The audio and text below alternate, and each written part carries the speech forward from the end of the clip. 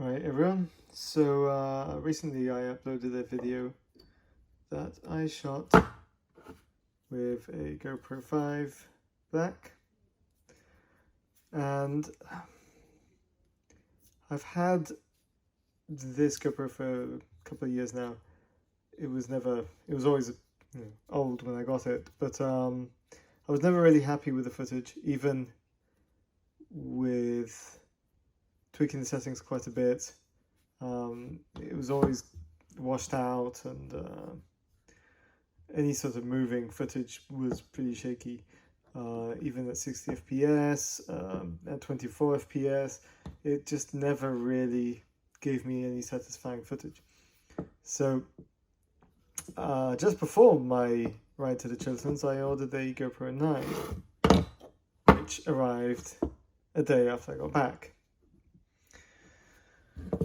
But yeah, I'm just going to do a quick comparison of them. Firstly,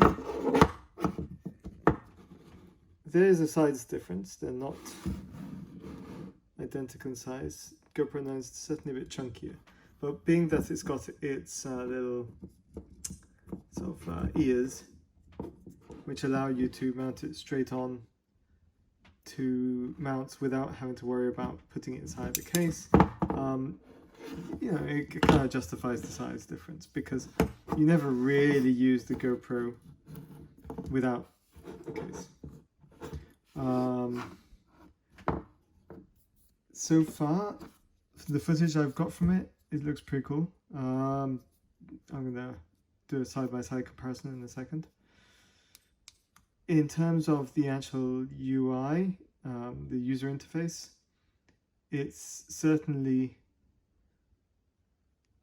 a bit slicker than and a bit faster than the 5. I've not used the 6 or the 7 or the 8, so I'm just going from quite a generational gap.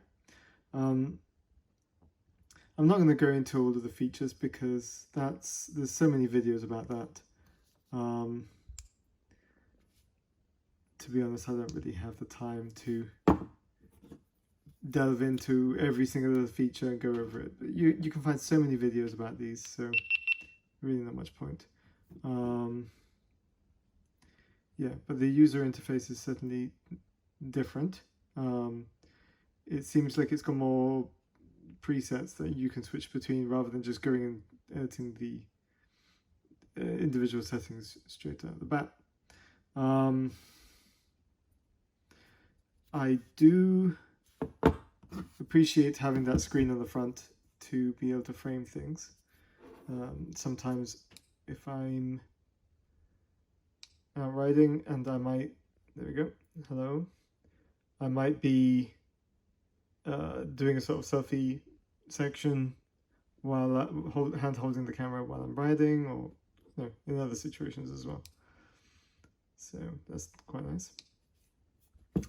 One thing that won't work with the GoPro 9, which I didn't find out about until later on, was the remote, which, to be honest, I hardly ever use it anyways. I've had this since the GoPro 3, I think, and this one still works with the 5, but it doesn't work with the 9. It's not a big deal.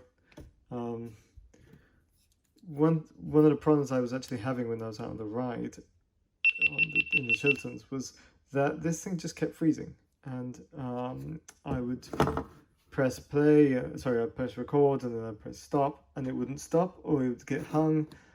It would say saving on the front, but on the back it was just a black screen, and it wasn't doing anything. You'd have to pull out the battery. Did a firmware update when I got back, and that seems to have fixed it for now. But it was kind of annoying that it just randomly happened while I was out on a ride. And it's not like as if I could do a firmware update in the field.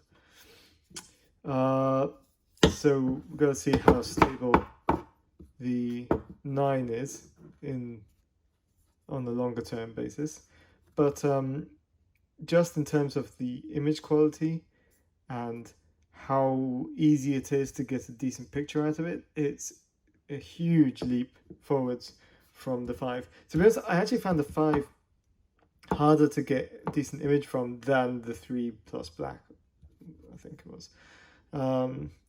It just struggles at 2K or 4K or anything like that. But yeah, I'm going to show you some clips from this morning's ride. It's half and half. And actually the battery ran out on this, like, I don't know, 10 minutes into the ride, which was weird because I had it charging all night. So yeah, I don't know what's going on there. But yeah, you should be able to see a good difference between the two cameras. So yeah, hopefully this will give me some good footage for the future. Now to the footage. Thanks.